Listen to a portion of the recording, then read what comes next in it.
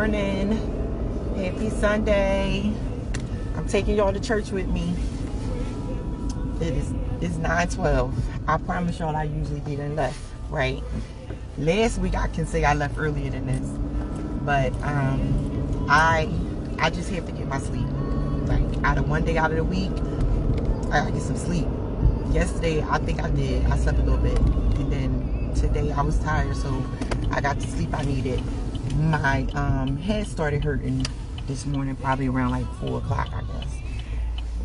And I know it was hurting because I was dehydrated.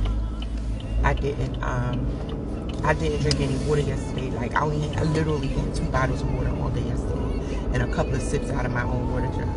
And then I left my water bottle this morning that I meant to bring with me. But take care of yourself. You know, get your water in. If you don't get nothing else in, get your water in. So today I got my rest and I drank water because I was up and my head started hurting. I was up drinking water like it was lunchtime. So I knew what the reason was and I took care of it. And I don't have a headache. I got some more sleep and my headache is gone. So I'm listening to Tasha Cobbs this morning. I was asking y'all earlier this week, what is your go-to song? And I got a lot of go-to songs, but it be a mood. It's a mood for me. So the mood today is Tasha Cobbs. That's the mood today. Break Every Chain. And I wanted to come here and chat with y'all because Friday when I was on here, I ended up having a visitor. My niece came over. And it was truly, truly a blessing to see her. It was a random pop-up. So that kind of stuff just really, truly warms my heart. Because I don't have a couch. So I'll be like, sometimes people probably don't want to come to my house. And it was just good to sit down and talk to her. And have a little conversation and stuff like that. Like a morning side chat. We didn't have any tea because it's Ramadan and stuff. But it was just good to have her company. And then she had to end up leaving because my inspectors came. The inspector came. They really aren't my inspectors. The one is the supervisor, and the other one is she's new. She was newly trained. So the supervisor of my inspector decided to bring a new person she was training and use my program to do that. And they got on my nerves. Like they got on my nerves, y'all. They was like they had came out. And it was just a bunch of stuff, and so they ended up having to come back out. But my certificate of compliance expired on March the 6th, and they was just now coming back on Friday. So they came before, but they wasn't able to get it done. So it is what it is, and I'm over it. Because my what the issue was, it was what it was. But anyway, all it is a matter of being ready. Stay ready so you don't have to get ready, and or get ready so you don't have to be ready when they get there. Whatever the saying is that everybody says. So, and that was one of my issues. Like I have these burnout moments where I'm just like over it and stuff. So, that was that. But, and when I was on here, I wanted to talk about the education system and our thoughts about the Cheeto Man doing away with the Department of Education. So, but I'm gonna pause on that part, put it in a corner for a minute. And I went out yesterday. Last night I went out to one of my dear sister friends, Dr. Obiama Martin, to celebrate her, to celebrate women, to celebrate sisterhood, to celebrate Black entrepreneurship, to celebrate the resilience of women, overcoming endurance that we have had to deal with, trials and tribulations, and then just finally coming out on the top. And even in the midst of things, just still being able to come out on the top and being blessed. Hey Felicia, hey LaJoya, if y'all still on, hey, good morning. And just let me know if the music is in the background is a little loud, because I did turn it down a little bit. Plus I don't want them to kick me off. But and So one of the things that stood out to me after going in the hugs and all the pink, because I love pink and pink makes me happy. I feel love when there's a lot of pink around me. I feel love. That might be a weird thing, but I feel love when all the pink is around me. And good morning. So what stood out to me was that people there were saying, Laverne know a lot of people, Laverne know everybody. And I want to shout out to Anita. Anita is someone that I met yesterday for the first time. She is a part of a group I'm in called the Daily Fix, and it's like a therapy group. And both of us are, it's like people all over the country and stuff, and so all over the world maybe. And her and I happen to be from Philly, so we decided to connect in Philly. And so she came, she enjoyed herself, and it was good to meet her. I invited a couple of other people, so thank you for Lee for coming, and Shonda King. But again, what stood out to me was that people were saying, Laverne know everybody, or Laverne know a lot of people. And what I want to say about that is sometimes it's a blessing to know a lot of people, because, and I'm going to say sometimes because this is not always the case. I know a lot of people, so I've had events, and I was like, I can easily get 100 people to come to these events. But 100 people don't come to the events just because I know 100 people or 200 people or whatever, you know. So that's my thing about how you know people. Knowing people and having relationships with people is two different things. You can know a lot of people. That doesn't mean that y'all have good relationships. That doesn't mean that that doesn't even mean y'all are associates. We throw around the word friend loosely. We throw around the word sisterhood, sister, loosely. And then we get behind backs and we backbite. We talk about people. We tear them down. We prey on them. P-R-E-Y. We prey on people. Oh my, what the what? This is the problem. These people just be driving to go nowhere, and then they reckless. And the issue I have with it is that you ain't going nowhere. You're not going nowhere but in front of the next cars. So, or in back of the next cars. But anyway, so yeah, so it's a lot of people you can know, and there is no genuine connection to knowing all of those people. They can be the nicest people. They can be kind. They can be supportive. They can be given to whoever you might see them doing that to. But they can still end up not being genuine to you. And so, and this also brings me back to the trend. One of the trends was when Angie Stone had her funeral. Tyler Perry spoke, and after he spoke or whatever, Monique put up this letter to him or whatever, and people were like saying that she need to heal and she needs to stop, and this is not the time. So everybody sees Tyler Perry as this great person. He makes sure people get their bills paid, whatever people need to make when they work for him, he pays them that. He makes sure people have jobs and all of this stuff. Hey, Taryn. And you know, he does all these great things for people. So they are overlooking the one thing that he may not have done that was great, because we ain't perfect. We are not perfect. None of us are perfect. So we're going to slip. We're going to forget to call somebody. We're going to forget to check on somebody. We're going to treat somebody like crap. At least once. We're going to be in a situation we're going to say, you know what, I messed up. Good morning. I owe you a call. See, I owe Taryn a call because Taryn checked on me and I didn't even call her back. We're not perfect. Tyler Perry ain't perfect, and Monique wasn't at the funeral. Here I am throwing my little inserts and opinions in. But Monique wasn't at the funeral. on the pulpit calling Tyler Perry out. So it was the right time. It was the right time to hold him accountable for, you may be this, that, and the other, and going to do this, that, and the other. But at the end of the day, how you treated me still stands, because you have not corrected that. So it is what it is. And when she's ready to give him grace for that and ignore it, that's her thing. And then we all do it. We all pick and choose when we ready to forgive somebody. We all pick and choose when we ready to give people grace. And we all pick and choose when we ready to treat people with kindness, even though they didn't treat us with it. However, I do say, feed people with a long hand spoon. But call them on their stuff and hold them accountable. So, back to sisterhood. And knowing everybody.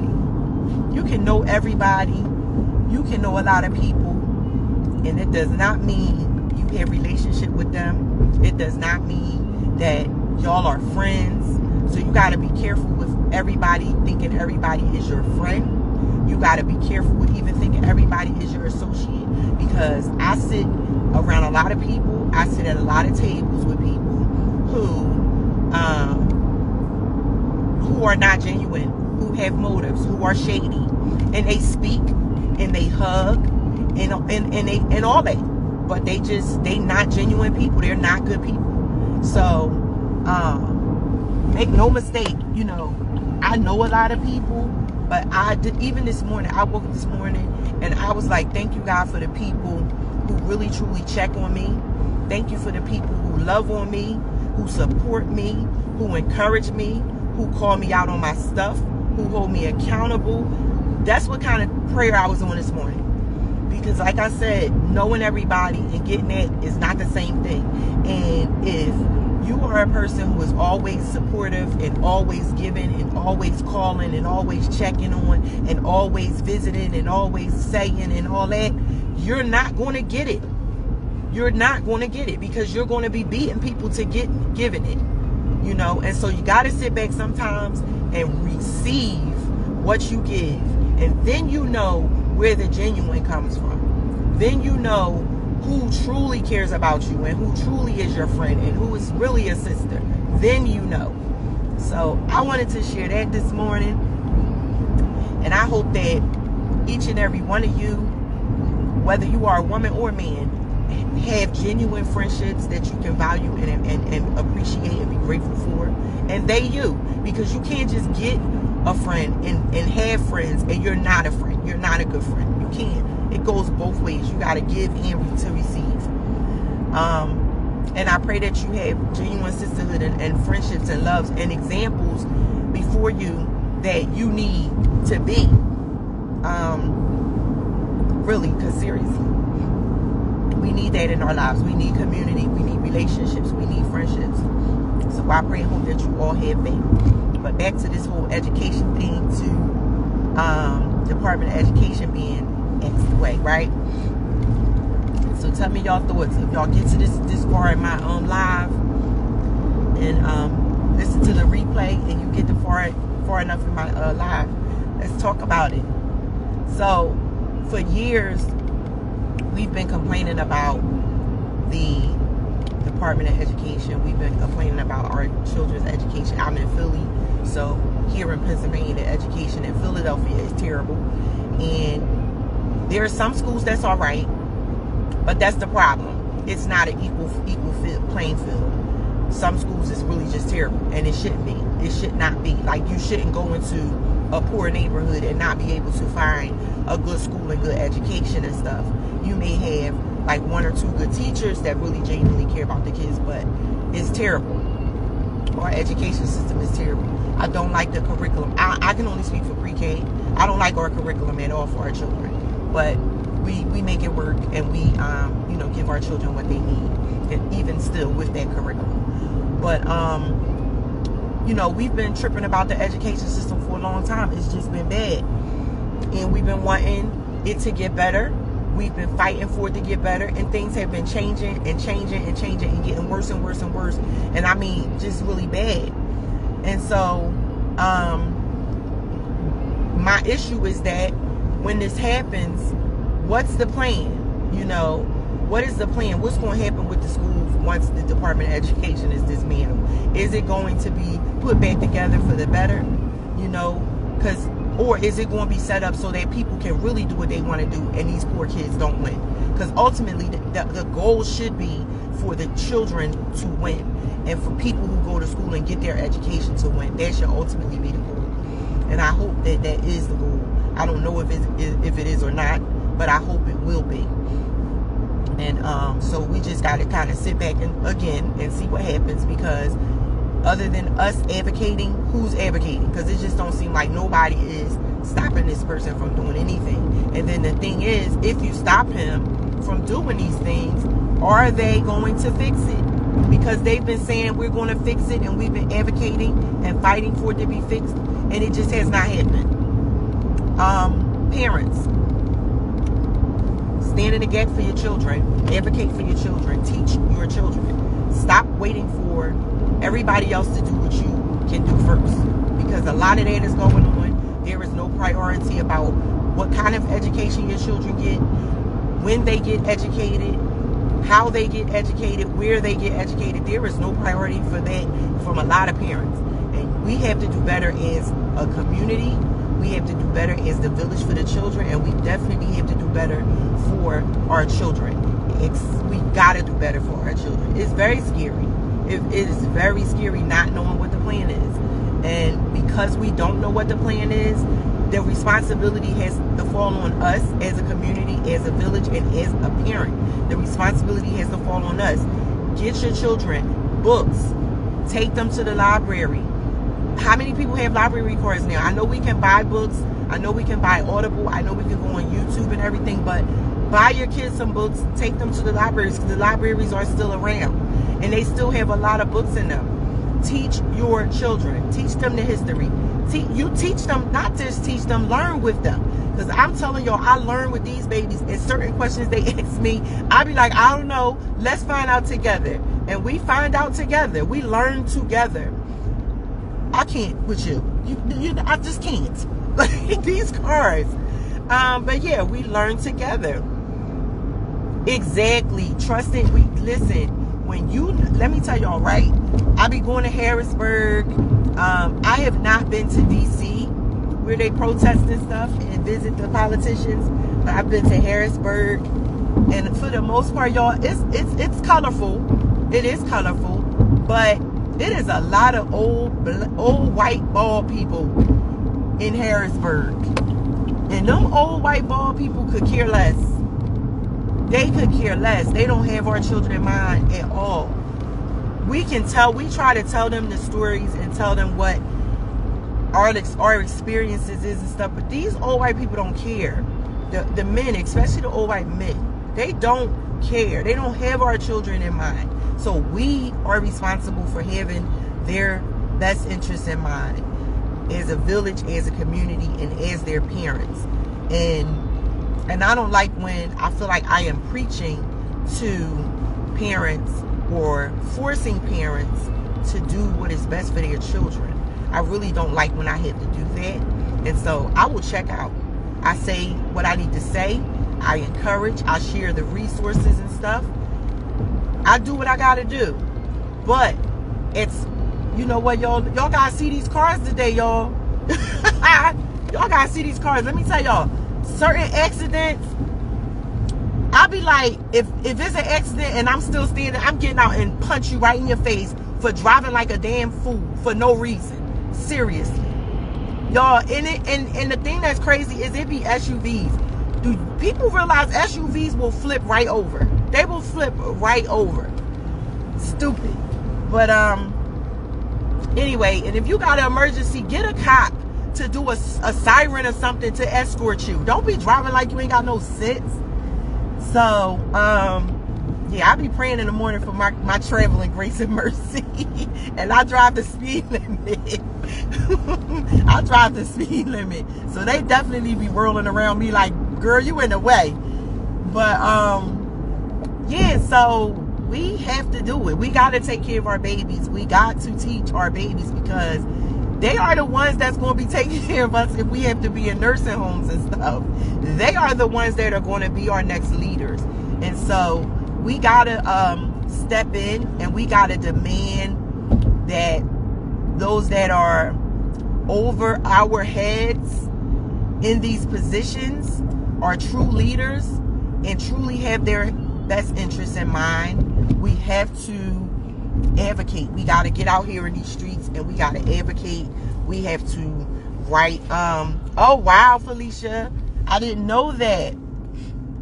I did not know that. That's crazy. I guess they don't have enough people to do it. I get it. But yeah, we gotta really step in the gap and take care of our babies, because at the end they're the ones that's going to lose, and it shouldn't be just like a handful of them that is getting everything they need. And of course, when we might be in a financial situation that we can't give our children the best, we might be in a poor community and so we don't have the resources, or we don't know. But when those resources are given to us, we need to take them. We need to take them, and we need to take advantage of them and learn and figure out what to do to make sure our children have the best. Because I'm telling y'all, children not being able to read by the time they're in 3rd grade is a real thing. Children that need services and not getting them, children that need to be evaluated and get diagnosed and not having those diagnoses, they fall through the cracks. They are getting pushed through the grades, and by the time they are in high school, they are mental illness children, undiagnosed children, angry children, frustrated children. Children who can't read are some angry children. And when children can't read and they get around people who can read, they are angry. They respond angry. They do things that hurt people. So we got to take care of our babies. We have to take care of our babies. Teach them. We do. We expect the teachers in the schools to do everything. We do. We expect other people to do stuff that we are not doing. And if we are not doing it because we can't do it, then we need to figure out how to do it. I went to school with my kids. We was going to school at the same time. So it is okay to go back to school. It is okay to go to the library and read a book together. It is okay to figure it out and learn together with your children. I don't care how old they are. It is okay to learn with them new things. And old school parents and parents with grandchildren and all of that, you contribute to teaching your children. Contribute to reading to them. Contribute to encouraging what you don't see their parents doing. Now if the parents be like, mind your business, just mind your business. Pray for them. Pray. Because that works too. Just pray. Mind your business, but don't mind your business all the way. Pray for them. Because they gonna need it. If the parents tell you to just mind your business, just pray for them. Pray for the baby. Pray for your child. Don't get mad. Don't be offended. Just pray for them. But do not give up on our children. We cannot give up on our children. We can't give up on community. We can't give up on sisterhood and friendship. We gotta love. We gotta take care of each other. And so it's 9:34. Last week I took y'all all the way to church with me. I am probably about 10 minutes from church, and so I'm excited that I'm gonna get there on time, even though I left out late. And it was a pleasure to talk to y'all. Felicia and Taryn, thanks for joining me this morning. And anybody who watched the replay, I hope you make it to the end so we can have some good conversation around my live. So on that note, I'm signing off. Y'all have a great, happy Sunday, and do something you like to do today. Do something that makes you happy and joyful today. 16 and 17-year-olds, yeah, they really are illiterate. They have cell phones, and child, please, all they listen to is music and watch reels and watch what's that, TikTok. They can't read. They cannot read, but they have iPhones, and they can tell you what to do with your iPhone better than you can. Yes, they do. Taryn said trying to help kids with their homework, and she got to relearn whatever. Yeah, imagine a parent who can't read trying to help their child with their homework. Listen, when my kids was growing up, if I ain't understand their math and stuff, I was online Googling. I was getting tutors and tutoring both of us. Like, let me figure it out too, because I don't know. So yeah, we are learning with them anyway. We are absolutely learning with the children, and it's real out here in these streets, because the old white people, they don't want it for them. So let's get it. Let's do it. Let's get it. Let's be. Love y'all. Bye.